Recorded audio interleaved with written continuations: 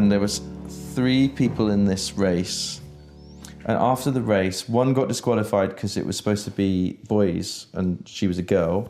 So she came first. Yeah. I came third out of the 3. Right. The person that won was disqualified for being a girl. The person that came second was disqualified for being too young. No way, man. Yeah. And then I was default winner. That is frightening. And even as a fairly small child, I was like, there's something a bit off about winning this trophy. It's the only sport trophy I ever won, so... It feels shallow somehow. Yeah, it was a hollow victory, but it's the only victory I ever had, so I was happy enough. What a bit of fun. Hello. I've just tried out a new format. I've just tried to put a little bit of the interview at the start. Wow. I hope you're doing real well. Hope you're having the best week. That was a nice little section that I thought was fun. It was before we'd actually started the interview. And it was the story of David's only ever sporting win. And I thought it was a bit of fun. There are many more mega joys involved in this episode, and I'm not trying to hook you in, or at least not in a sneaky way, but this conversation with David has sat with me and percolated and excited me over and over again over the last couple of weeks since we had it. And I don't want to deaden the impact. I don't want to over-explain it to you. I want you to take it full in the face.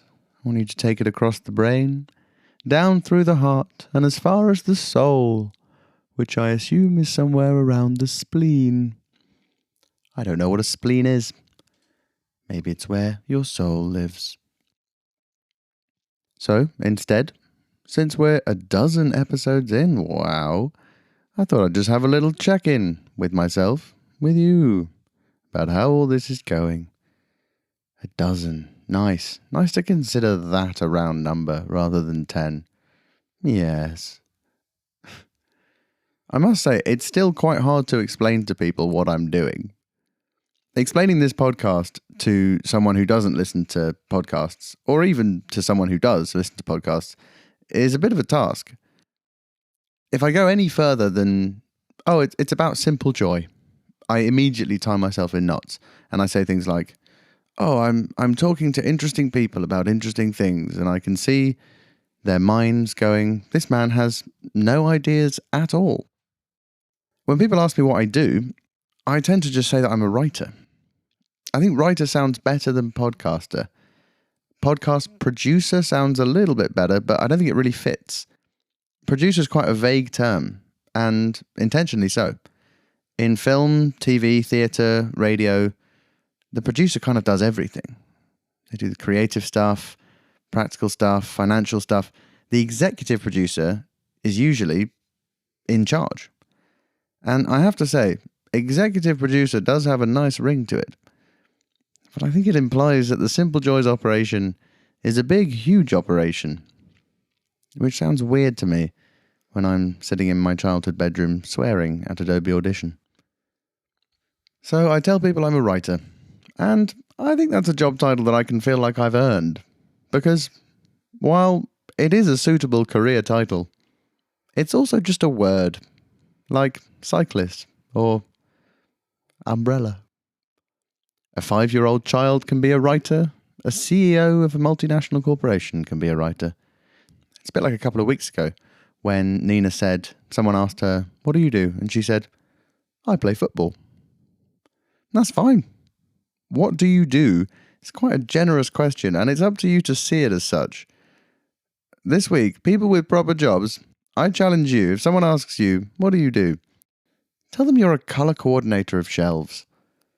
Tell them you're an enjoyer of the music of ocean colour scene. Tell them you experiment with miso. I might get some business cards made. What do we think? Joe Wald enthusiast or Joe Wald former child? There's a poll down there. Get on it. Oh, and by the way, thank you to those who voted in the squash poll. It turns out 60% of the Simple Joys listenership has played squash. Significantly higher than the national average. Well done. So when I tell people that I'm a writer, I think it has another slightly cornier side, which is sort of the manifestatory side that I can turn a joy into a job. And for jolly knob's sake, they're only a letter apart. They're a typo apart if you have hooves for hands. And to be honest, if you've got hooves for hands, you've done pretty well to get the J and the O in place. Anyway, if I keep saying that I'm a writer, people will begin to think it. And then maybe eventually someone might pay me money to do it. For whatever reason they might want that. That reminds me of the guy on Instagram who gets impersonators to come round to his house and he just hangs out with them. It's so good. It's like deeply toe curling, but they're performers and I'm sure they've consented to be on this man's TikTok. Probably good for their careers, who knows. But yeah, he gets these impersonators round to his house and they just perform to him in his living room. There's this Tom Cruise one who gives it absolutely everything, and it is a special mix of deeply inspiring and hugely degrading. I suppose impersonators have turned a joy into a job, haven't they? I'd like to think so. I wonder what led that Tom Cruise impersonator to do that. Maybe he just adores Tom Cruise and decided to give it a go professionally. Maybe he's completely indifferent to Tom Cruise, but looks so much like Tom Cruise that people kept saying it and he hated his day job, so he just packed it up and went for that. I have respect for both. Maybe he looks loads like Tom Cruise and because of that developed a fixation with Tom Cruise and now thinks that he is Tom Cruise. Slightly more concerning. Or maybe he adores Tom Cruise so much that his bodily features have morphed into the shape of Tom Cruise. Maybe. Maybe that's what's happened to me, but I'm not that obsessed with Borat or 118. Yeah, suffering from the audio format here. I look quite a lot like Borat / 118 at the moment, and it's not a great look. I would say I look more like 118 before I shower and more like Borat afterwards. It's a similar thing with tribute acts as with impersonators, because you have to be an excellent musician to be in a successful tribute act, but you have to pretend to be someone else.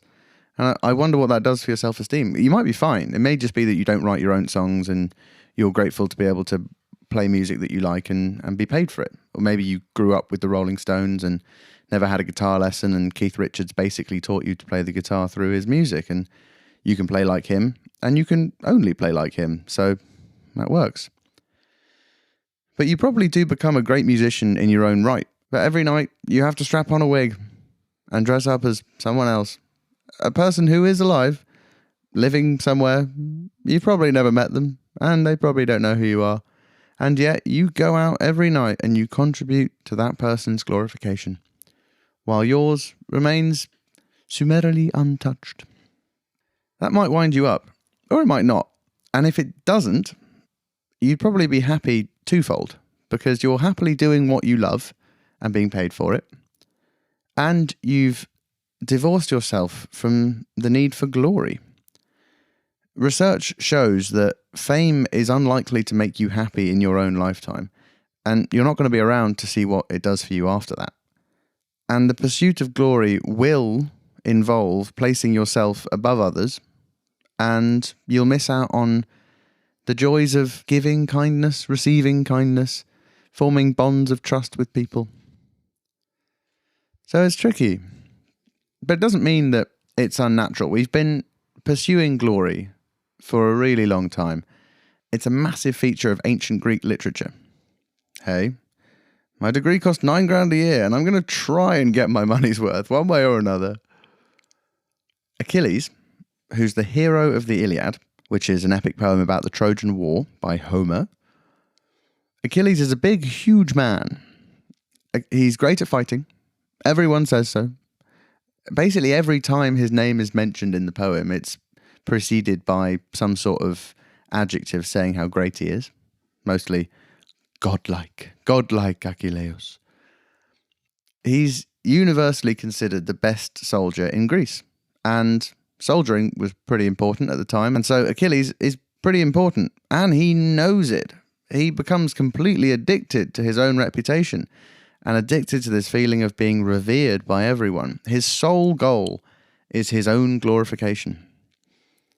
And that's made quite explicit in the poem, where before he sets off for Troy, a goddess gives him the choice. She says, if you go to Troy, you'll die young, but you will win immortal glory. But if you choose to stay at home, you'll live a long and a good life. But in a few generations' time, no one's going to remember you. Achilles chose to go to Troy, and the rest is history. You might think he made the right decision by choosing to go to Troy, die young, and be remembered forever. And you might be right. I mean, it's worked. I'm talking about him on a podcast in 2026, and the Trojan War happened in 1200 BC. Around that time, we were still doing human sacrifice. Every year, there were multiple accidental deaths at the Olympics. Podcasting was a long way down the priority list, but Achilles has made it into the podcasting age, and do you know what? He'll probably outlast it. So I can understand if you're an exceptional runner. I can see why you might accept that bargain. If someone told you you can go to the Olympics and compete for immortal glory, but you will instantly die afterwards, I can see why you might take that bargain. It's quite extreme, but I do understand it.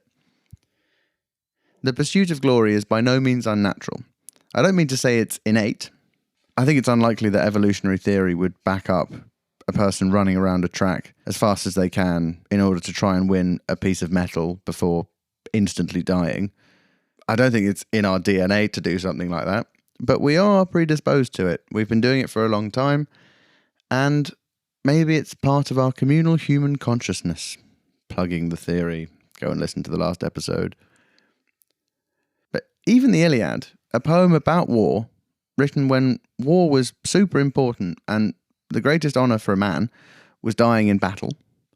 Even the Iliad implies that Achilles might not have been right. The entire story of the Iliad is basically how Achilles' massively inflated self-image and sense of pride leads to thousands of deaths. So I think we can assume that the Iliad doesn't wholeheartedly support it. And there are other characters who behave differently, and they don't madly pursue glory and fame, and yet they still achieve it. Characters like Nestor. Have you heard of Nestor? Yeah, I thought not. Maybe being a really great bloke is not quite as memorable as being a violent diva, but still, point stands. Achilles acts on his massive pride and ignores good advice, continues being a diva until his best friend, come lover, is killed. Achilles, Nestor, Agamemnon, and Odysseus probably never existed, but it doesn't really matter. We can learn from their behaviour, and the Iliad, like any good story, just raises the questions. The question of glory versus a long life was a massively important one at the time, and maybe also quite a big contradiction. And surely it's still on our minds now when we look at our own lives and maybe when we look at the behaviour of certain world leaders. Plus, the longevity of the Iliad means it's probably quite universally relevant. Physiologically, our brains and our bodies are pretty much the same now as they were then. And it's quite fun to assume that we're the same as them, and we can read these stories and then walk in their shoes a little bit. So yeah, the podcast's going great, thanks. Now, enough of the drain circling. It's time for the plug hole. Weird. David Hawkins is the most curious man I've ever met. As in, he's very curious. Not that I find him curious, although I do think he is very curious, but as in, he has great curiosity. Not that he's weird. It appears I've broken the word curious. David Hawkins displays genuine, sincere curiosity unlike anyone I've ever met. He's a botanist, which means he looks for, looks at, collects data, and contributes to the wider research about plants. He's also a close family friend. His parents are beloved friends of my grandparents. When he first met me, he was roughly the age I am now, and I was a total, complete, tiny, silly baby. David is effortlessly entertaining, interesting and interested, and sincerely charming. I'll tell you no more, just that you're in safe hands. So without further ado, here is David Hawkins on the Simple Joys podcast.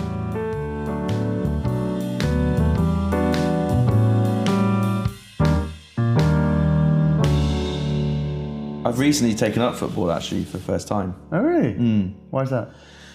Because I've always been dreadful at sport, like just useless. Enjoyed sport a lot, was very keen, loved to watch it, loved to play it, but absolutely no ability whatsoever.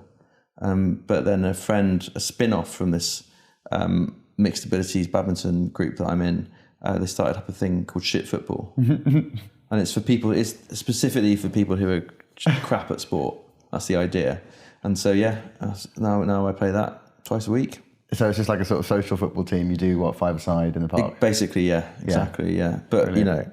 Unbelievable some of the moves people put together. Really? No skill, yeah. So is it an entry requirement that you have to have little to no footballing You should be able to do no more than 2 keepy uppies. Good. If you can do 3, great entry requirement. Yeah. If you can do 3, there's other requirements, but that's like a key one. Yeah. So if you can do 3, I can do 2 pretty well, but I can't do 3. So I'm the ideal. So you might be in the upper band of the shit footballers. Yeah, sometimes I can slot through some pretty nice balls. Yeah. I'm pretty good on assists this season, I would say.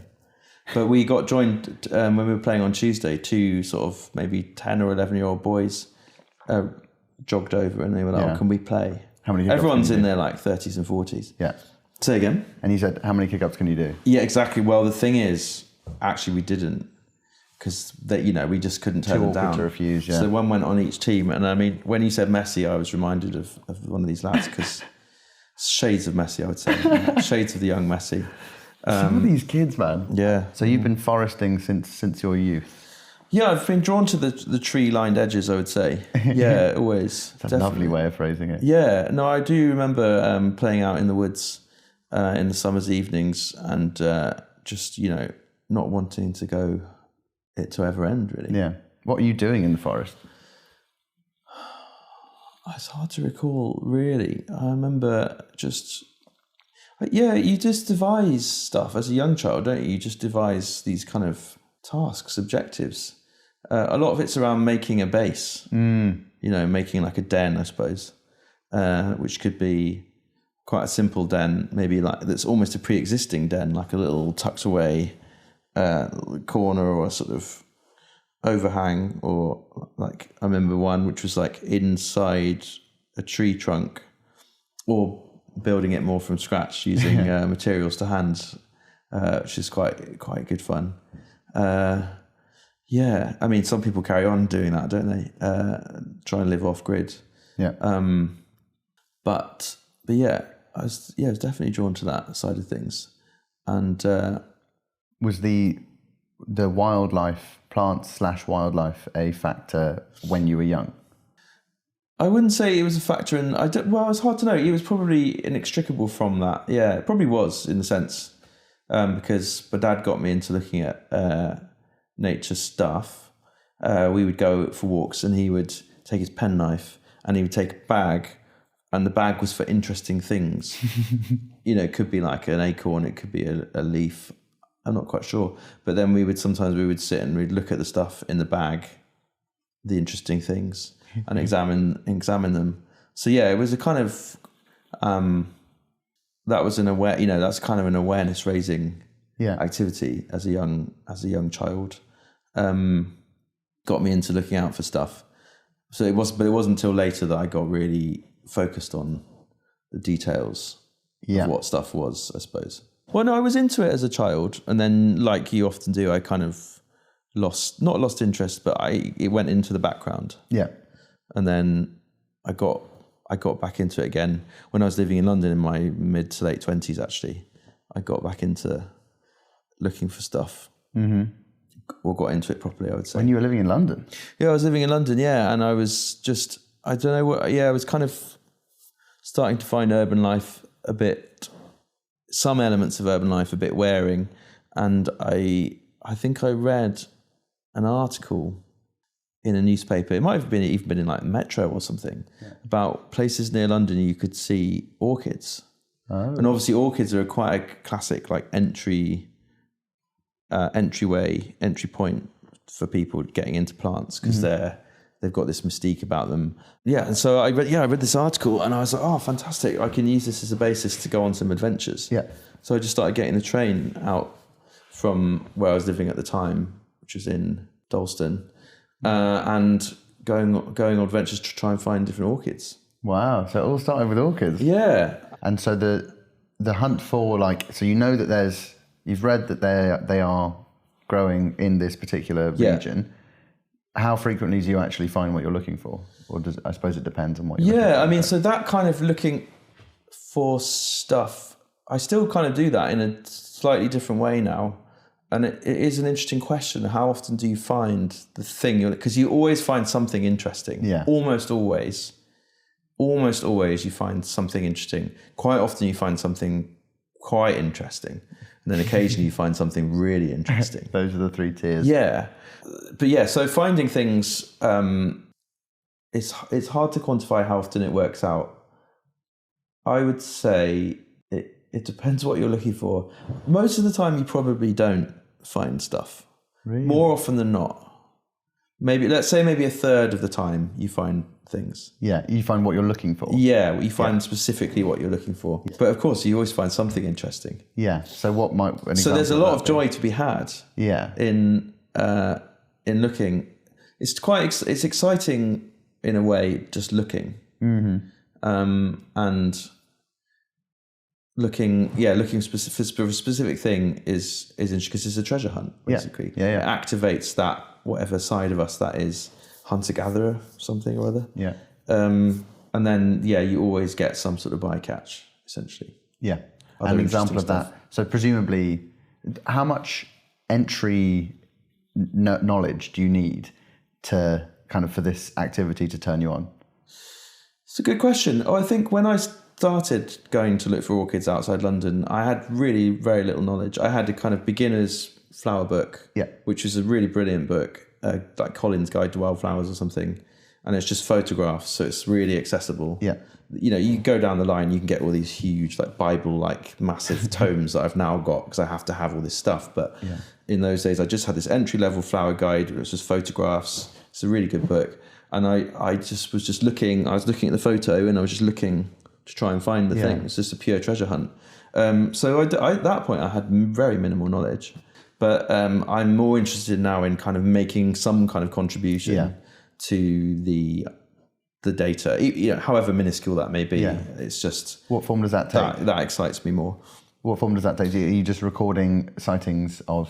Yeah, in this case, it's like bringing the records up to date. Is it still present? I mean, you can never prove it's not present. You can only say, I couldn't find it. That's all you can say is, I couldn't find it.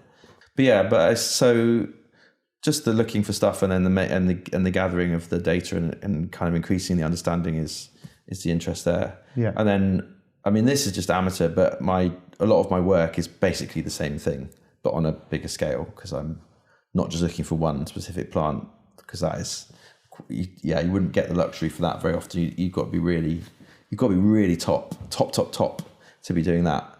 But I have to record everything in granular detail, like a whole habitat. So explain what your job is, what your work is for this. I suppose I'm a consultant botanist, basically, ecologist, botanist, ecologist with a botanical specialism. And most of the work I do is recording, being usually going to somewhere that's already been looked at on a more basic level, and then kind of going in as a specialist to give a more granular level survey of what's there.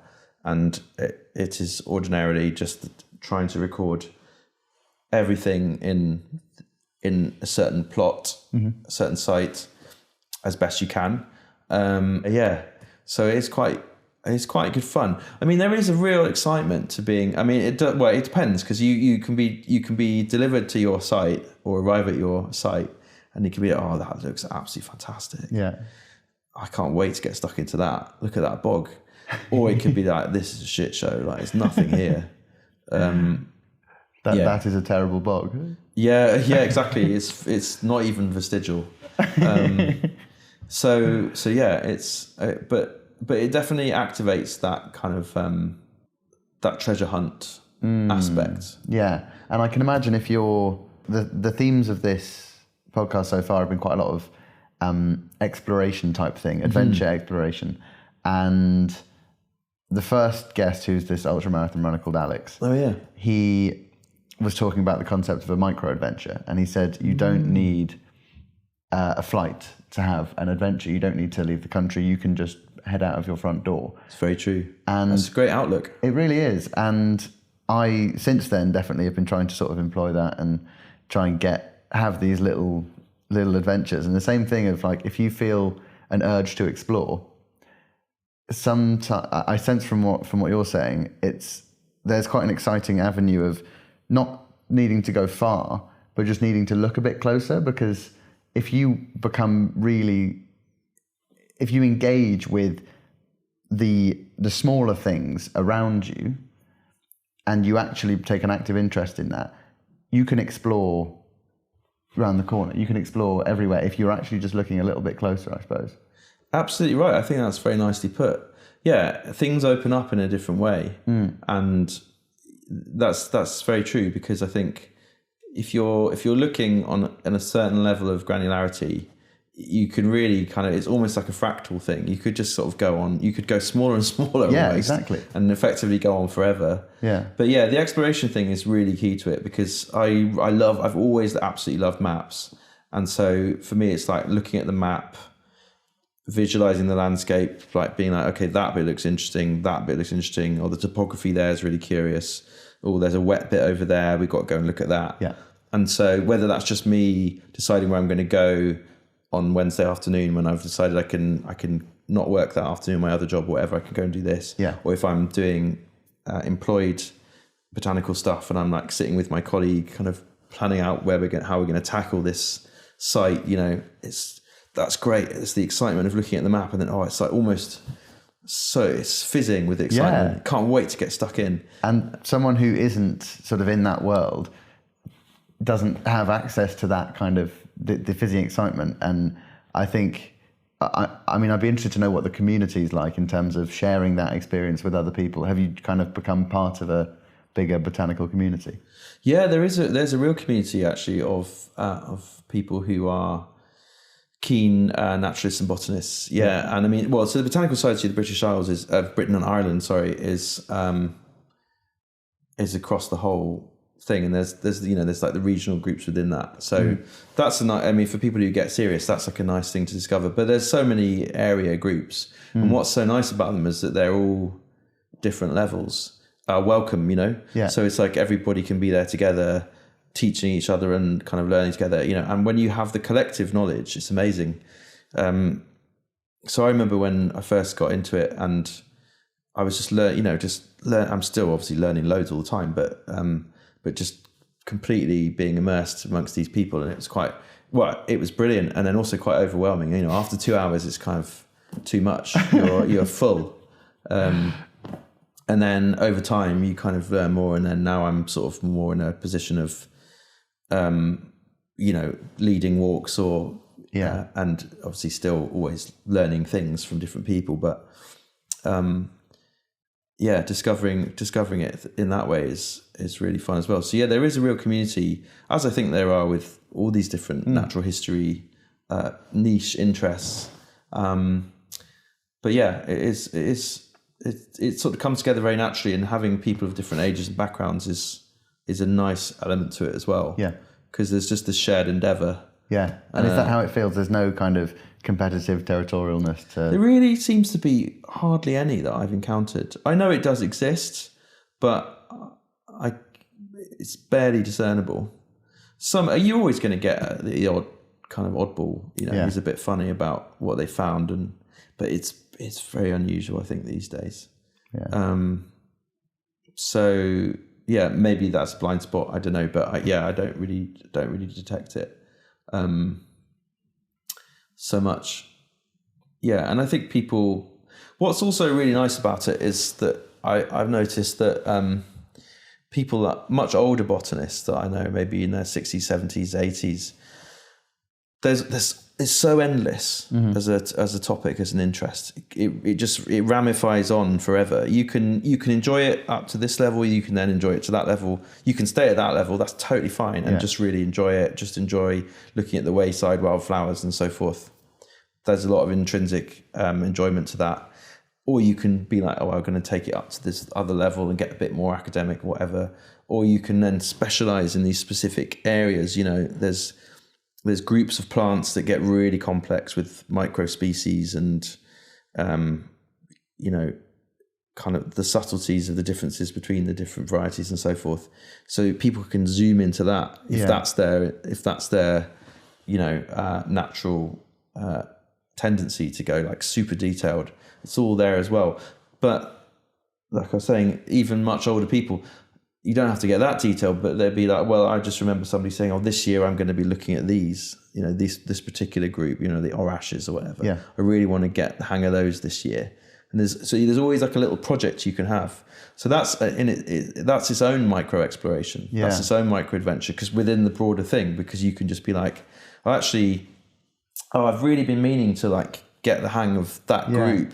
And how do those things? How would you choose a thing like that? Yeah, it's a good question. I could have an almost endless list of stuff that I could be like, I should really brush up on that.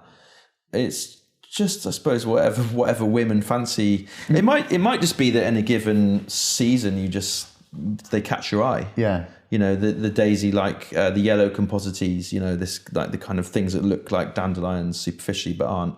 Fairly complex group. There's absolutely loads of them. Mm-hmm. That's a classic one that you could get really stuck into, you know, and get the hang of it. And you can put it off because it's a bit fiddly, you know. So that's a good example. Yeah. People get into stuff like that, and it's great, you know, if you focus on it, you can then help other people brush up a bit. So yeah, I think that's one of the things that's really nice about it, and any natural history pursuit really is it's absolutely endless. Yeah. And like you say, you don't have to go far. You can you can enjoy your local neighborhood on that level because you can find out loads of stuff. Yeah. But you can also, if you want to, actually contribute to scientific understanding in a really simple way. Yeah. Just by recording what's around you and then just gradually building up your knowledge and adding to the sort of data in that way. It's great. It's such a sort of easy way to have an additional purpose to the hobby, you know? Mm-hmm. Yeah. Because it's, like I say, it's intrinsically, and obviously, like any hobby, it's going to be intrinsically enjoyable for you if that's what you're interested in. But there's like this other nice element to it, which is like there is this other layer and it plugs into, and there's kind of almost like a legacy element to it as well, because when I'm looking in these databases to see who's recorded Yellow Star of Bethlehem, or where it was recorded, you know, there's the names of the people, mm-hmm. It's like when they recorded, you know, and there's a whole history that comes out, and I find that interesting. I'm not particularly drawn to that element. I did know a botanist who was fascinated by the history of the specific people, you know, and I can see why. So there's that, you know, there's also that element to it. There's a whole story behind it. So that's cool. A really nice way to leave a mark in terms of if someone was interested, they could go into that database and not just see what you've contributed, but kind of see where you went and exactly. and sort of trace you a bit, which is nice. And that seems lovely. It reminds me a little bit of, there's a period when I lived in Germany and had not that much on, and there was someone who a friend of mine there really liked geocaching. Oh yeah. Have you ever geocached? I haven't done it, but I'm aware of it. I know someone who does do it. Yeah. You don't need to, because it feels like you've got something better. But it's a similar idea of just kind of more like in an urban setting. Yeah. You go around and people have left little caches, it'd usually be a box of some sort. Uh-huh. And it's located on a map, which is accessible via an app. I don't know how I think it's existed for ages. I don't know what the case was pre-app, but you can say you're in Munich or anywhere, you can just see where they all are. And I found it was such a nice way to, if you've got an afternoon to kind of see a place, it gives you a certain direction and a certain sort of excitement. Yeah. If you're just in a city that you don't really know, a little bit of geocaching takes you around to some kind of slightly more curious corners. And often the people that have left them are locals who have thought, this is an interesting spot. Oh, that's cool. I'll mark it with a geocache. And sometimes you write your name on it just to show sort of when you found it and that kind of thing. I had an amazing experience in Munich with this. I was looking for this particular cache, and I had traced it to this sort of street corner. Yeah. And there was a man, an old man, sitting on a bench in front of this brick wall. And I kind of awkwardly came past him and behind the bench and was sort of having a look along the wall, because you get a little clue, and it said something about it being between some bricks. And so I was having a look, and I was struggling to find it, and then I just heard this voice behind me, and it's in German. He just said, "You're looking for something?" And I was like, How did he say it in German? "Suchst du was?" Uh-huh. And I was like, "Yeah, I am actually. I'm looking for a geocache." And it was his geocache, and he was this old. He was maybe 80. Wow. And I had the sense that he had left this thing there, and quite often just sat by it to see who turned up, which was really nice. Very nice idea. It was lovely. Very nice idea. Really nice. I wanted to ask today, for someone one of the many listeners listening to this and thinking that's great, I want to get into that. I suppose when you started, it was get a book. Yeah. Is that still the best way to get into it? Yeah, I mean, obviously you can have an app. There's many apps, plant identification apps, and they're a useful tool. I do think there is an advantage to having a book, because when you use the plant identification app, it will tell you what the plant is, and that's great. Well, it doesn't always get it right, but they're pretty good now most of the time. It'll get you in the right area for the most part. You've got to use it with a bit of a pinch of salt sometimes, but the only issue with that is it's like a kind of quick fix. And I did start using one for a little while, then I actually deleted it and stopped myself, because I was like, this is risky, because I need to be able to always get there the long-winded way. Yeah. So I understand, because if I'm trying to do it professionally, I can't, but I know people that use that, and like I say, it's just a tool, like in the same way that Duolingo is a tool for learning language. It's certainly not going to get you there, but it's like a tool you can use. But I do think books are great, because you can immerse yourself in the plants and their families. You don't have to get really clued up on how all the taxonomy works, how they all fit together, but you can get kind of a sense of how families sit together and how they, how groups of plants look similar because they are of similar evolutionary lineage and so forth. And then when you found something and you're trying to work out what it is, you can go through the book and you kind of match it to the pictures and do it that way, rather than just something going, that's, whatever type of buttercup. Mm-hmm. I think you get more enjoyment basically from getting there a slightly longer way around. If you're going to go for one of the really big tomes that doesn't really have any pictures in, with all the keys and stuff, that's for down the line. That's if you really need to work out what subspecies of X, Y, and Z it is. Yeah. But if you're a beginner, I would say get a book, get the Collins Flower Guide or whatever it may be. There's various good books you can get, and then enjoy finding your way to that general area. Yeah. Get an app as well, but I think that's good. It's interesting that you say that, and interesting that you made the comparison with Duolingo and language learning, because that's exactly what I was thinking of, using a dictionary versus using an online translator. And I had a school languages teacher who always insisted, have a paper dictionary. Your process when you come across a word that you don't recognize should be look at it within the sentence and guess. Always start with making a guess at what you think it is. And then only at that point, once you've effectively in your mind locked in a guess, go to a dictionary, flick through it, go to the page, find the word.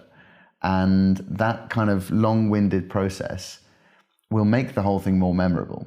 And you're much more likely to remember it than if you've just beep, beep, beep, typed it in. 100%, yeah. And there's an element of care to it, which I think definitely would bleed into the way that you feel about it, the way that you think about it. You put a bit more of yourself into it and probably get more out as a result. Yeah, I think it's definitely more rewarding. Yeah. And you're definitely more likely to remember it. Yeah, that's a very good parallel. Yeah. Mm. And also, I suppose with AI, I think a lot of people are currently worrying that there's things that they used to do themselves the long way around that now you can get AI to do. And the result is similar to the same to perhaps even better. Yes, indeed. And there's that fear of, I don't want to become a blunt implement because I'm just not actually doing the grunt stuff that I used to be doing. Yeah, definitely. Yeah. So it's like, how can you add value and how can you retain value, I suppose, and how can you enjoy it more? Yeah. Definitely. The tech solution is is one way to go. But yeah, I would say doing it by the book in this case is more. It's just more enjoyable. It's fundamentally more enjoyable. Totally. But it's so easy to do the quick route. It's like so appealing to do the shortcut. Yeah. And like I say, I had this app for a while, and I was just like, I got it. It's too easy. And also, if you're doing this, just starting out as a hobby, why are you in a hurry? There's an interesting thing, the difference between, I really like cycling, and I cycle everywhere when I need to get somewhere, but I also sometimes cycle on the weekends just for fun. Mm-hmm. And when you're in London, for better or for worse, I've always kind of, if there's a red light but there's a green man and there's a way for me to sort of nip through, I'll do that. But when I'm trying to get somewhere, and I found that when I started recreationally cycling, I still had the impulse to do that, but then just sort of realised, why? Yeah, I'm not in a hurry. I'm literally out here for the sake of being out here. Why do I need to jump a red light? It's a fair comment. Yeah. I think that might split divide people that way. Yeah, fair enough. I want to know what the best thing you own is. Well, yeah. So, it's definitely an optical device of some kind. I was trying to work it out. So, binoculars are really important. Obviously for watching birds, but also incredibly useful for botanical pursuits, because you can look at cliffs, you can look up at rock faces, down. You can look wherever you like. Yeah. Up, right, down, whatever. Left. I've got a microscope which I use a lot for, mostly for looking at moss, bryophytes, mosses, and liverworts, and so forth. Because you need to have a microscope to identify quite a lot of those, and then look at the cells and various other parts of the moss. So that's a really important tool for me. But in terms of what is the most useful and essential, it would be a hand lens. Lens. So this is the one I use. This is a kind of quite a good halfway house, because it's you can get a much simpler, smaller one. It's not particularly expensive, about 30 quid. This I think. But it's got an LED. It's pretty basic, but it's a 15 times lens. Cool. But this is just, in terms of most useful thing, it's incredibly useful for looking at parts of plants, and especially bryophytes and so forth. But also, it's just quite a nice thing, because when people, it kind of blows people's mind what level of detail you can see. If you look at your own skin or something, it's kind of amazing. Do you take your glasses off when you use it? I do. Yeah, you have to, because you need to put it right on your eye, and then you need to put the thing right on it. So you're going like that. Yeah. You're going. Am I closing the other eye? You could do. Yeah. Not important. I don't know if I do or not. Good question. Overthink it. But yeah. So you can how close do I need to be to the? You don't even need to go down. You could just go like that. So put it right up. Put it right on it. Oh yeah. Oh my God. Yeah. Oh, that's incredible. This is terrible podcasting, but really, really entertaining. Yeah. Well, this is the thing. Yeah, it's hard to join in. Yeah. But that's the thing. It's kind of mind blowing. That is incredible. And it's just a 15 everything. times magnifying glass with. Oh, that is brilliant. Oh, I want one of these. The shape of. So this is 15 times. Yeah. I can see all of the wrinkles on my hand and all the hairs. God. So many wrinkles. It's like a lunar landscape. Would you only need it for things like moss, or is it useful for if you're looking for plants, for flowers? It's useful for flowering plants as well, because there's often lots of bits that you need to look at in more detail. Yeah. Whether it's the hairiness of the stem, or as you do the stamens, or whatever, different parts. Really useful for that. Yeah. So no, it's just it's an essential tool. And do you take it everywhere with you? I basically take it everywhere, because I never know when I might spot.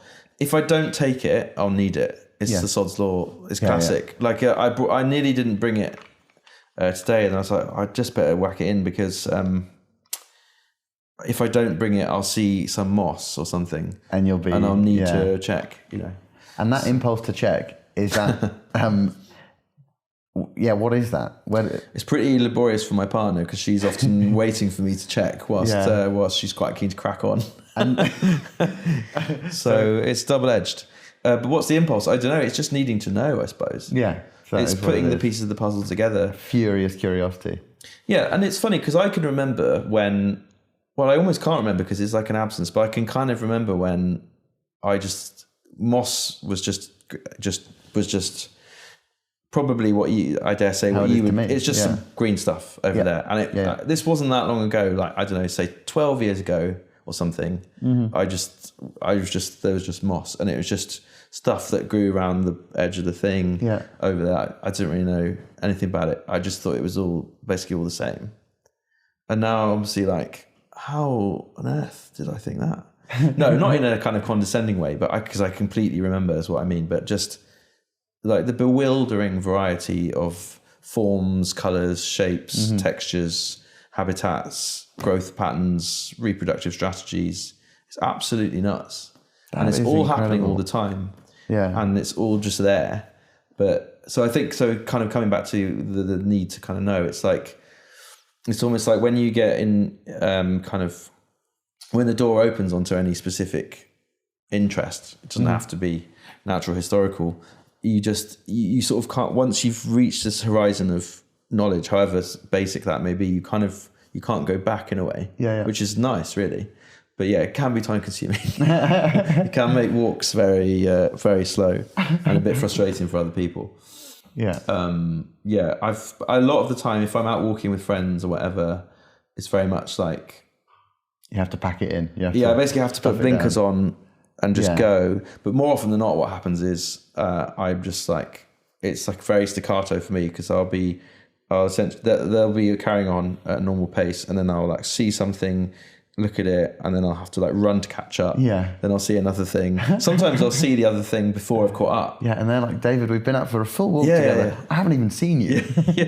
Happens a lot. It genuinely happens a lot. So I have to try and school myself into, I would say, since I've been doing it professionally, that's got a bit less, that desperate need to look at everything is reduced, it's been tempered slightly because I'm spending more time doing it than I was before. So I'm not fitting it around my other stuff. I'm now just if I'm doing it for like weeks on end, it's like, okay, well actually maybe now this evening I can just do the walk or just whatever, So that's probably a good balance. I am very jealous, honestly. I think that a lot of people listening would be as well, of having something that is that compelling and that genuinely kind of, people would use the word wholesome, which I don't know if that feels condescending. But well, it's very, very nerdy, but I think it's good that it's an outdoor. It's intrinsically an outdoors pursuit, which is good, for me to get out and about. So it is inspiring to find something, whether it's this or whether it's sort of any kind of interest that gives you that the compulsion to go after it. I think is brilliant, and it. As you say, there is a natural human impulse to find stuff, definitely. And like when I was 14, 15, people were obsessed with Pokemon Go. Do you remember that? Yeah. And I bet that was a mind boggler for you, because people are now searching for things that don't exist, whereas there are so many things right there that. Well, I can totally see the enjoyment, and as you say, in some ways, it is the same. It's the same kind of. It's activating the same part of the brain or something. Yeah, absolutely. No, but you're right, and I think what's nice about those kinds of interests is that you've got like this purpose, basically. Yeah, you've got this other purpose, and like I say, with these older botanists always having like another project, the fact that it's kind of endless is that you can kind of. I could quite comfortably fill every day with activities in this line of inquiry all the time, everywhere. Wow. So I think the key sort of like event horizon element of it for me was that it's pretty much impossible for me to be bored now. Oh, that is brilliant. Because there's always some scratching around to be done wherever you are, pretty much, even in the most apparently mundane kind of urban environment, there's something slightly interesting usually. So that's nice. That's nice for it. Yeah. Wow. It is really inspiring. And yeah, I'm going to trouble you for some book recommendations and put those in sort of some sort of episode description, because it makes me want to go and do it. So I think I'm probably not the only one. Well, it's all that. There's quite a nice plant on your street, actually, that I saw on the way over. Yeah. And I've missed it. Well, I mean, we've idea. all missed it. I probably missed it myself, but there it is. So it's There you go. it's available. Yeah. Yeah, totally.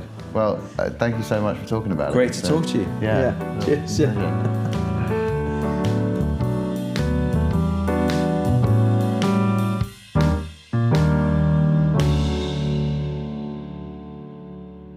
Wow.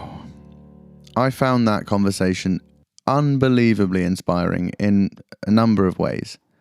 I find that this attitude of hungering to look closer at things and really wanting to understand them better is definitely an aspiration of mine. And this idea that there are new things to explore everywhere, all around you, and indeed in things that you see every day, if you're prepared to look a bit closer, is so, so inspiring.